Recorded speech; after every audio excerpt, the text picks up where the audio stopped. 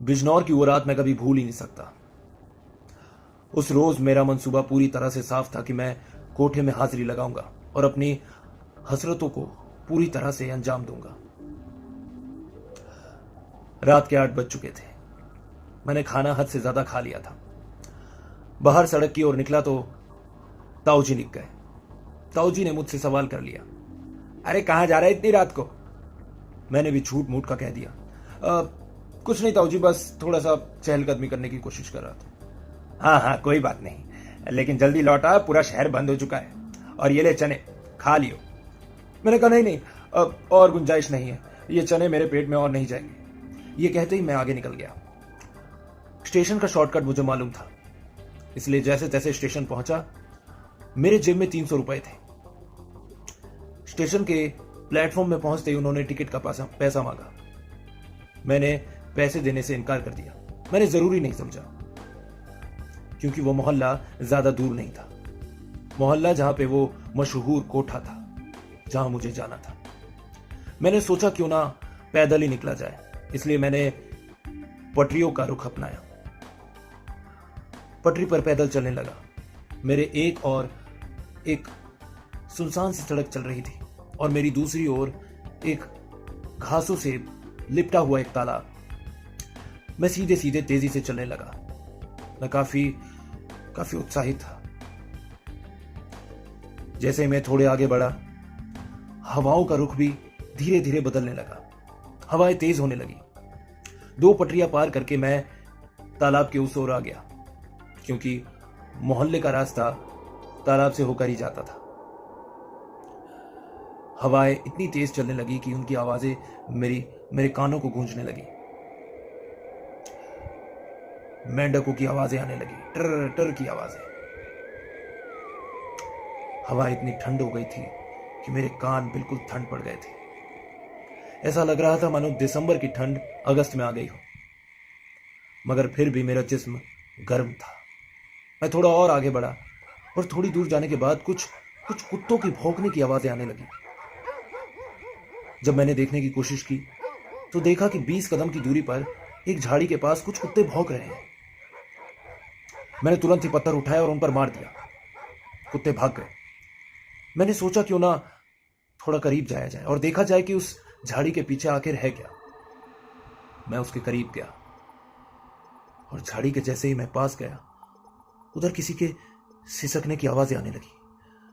ऐसा लग रहा था कि कोई औरत रो रही हो। मैं डर गया, घबरा गया। उधर मदद के लिए कोई मौजूद भी नहीं था। लेकिन वहां भी मेरा ये शैतानी दिमाग मौके की तलाश में था कि कोई कहीं मिल जाए। मैंने उस झाड़ी के पीछे की ओर का रहस्य जानना चाहा। मैं और करीब गया। मैंने झाड़ी को सरकाया धीरे से और मैंने देखा एक औरत को जो कि मुझे घूर रही थी। उस रोज मैंने इंसान और जानवर में होने वाले सारे अंतर को भुला दिया था।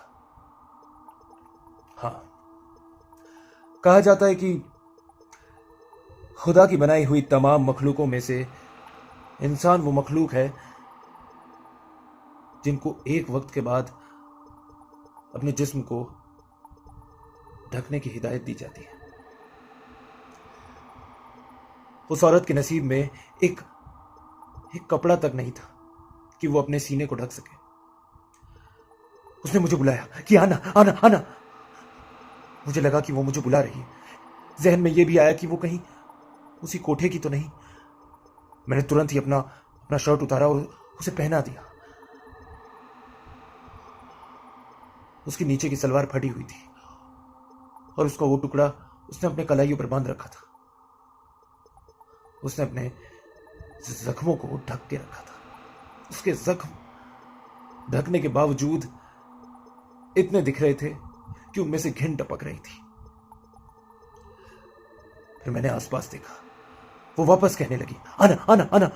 और मुझे लग गया, मुझे पता चल गया कि वो भूख से बिलख रही है। मेरा मन कर रहा था कि मैं उसे अपना पेट काट के कुछ दे दूं, लेकिन मेरे पास कुछ था नहीं। मैं सोच रहा था कि काश मैं वो चने ही ले आता। मुझे अपना सारा खाना खाया हुआ सब हराम लगने लगा था। मैंने इधर उधर देखा और मेरी नजर पड़ी एक रस्सी पर। वो एक दुपट्टा था जो उस औरत के नाभि से चिपका हुआ था। मैंने जैसे ही उसके सिरे पर नजर डाली तो मैं हक्का बक्का रह गया, मानो मेरे सारे गुनाहों का पर्चा सामने आ गया हो। उस दुपट्टे का सिरा एक दूध पीते हुए बच्चे के पैरों में बंधा हुआ था। मैंने उस बच्चे को देखा, वो मर चुका था। मैंने उस पर मिट्टी डाली और उस खुदा से मैंने दुआ मांगी, उससे माफी मांगी। मिट्टी डालने के बाद मैं वापस स्टेशन की ओर आगे बढ़ चला। मेरे पास जो 300 रुपए थे, मैंने सोचा कि मैं उसको उस औरत को ही दे आऊं। और जैसे ही मैं वापस गया, मैंने जो कुछ भी उसे बोलते हुए सुना, मैं वो पैसे वहीं फेंक कर आ गया। वो औरत, वहां कोई रो रहा था और वो औरत किसी से कह रही थी कि चुप हो जा, रो मत। यकीन मानिए वहां कोई नहीं था, कोई नहीं।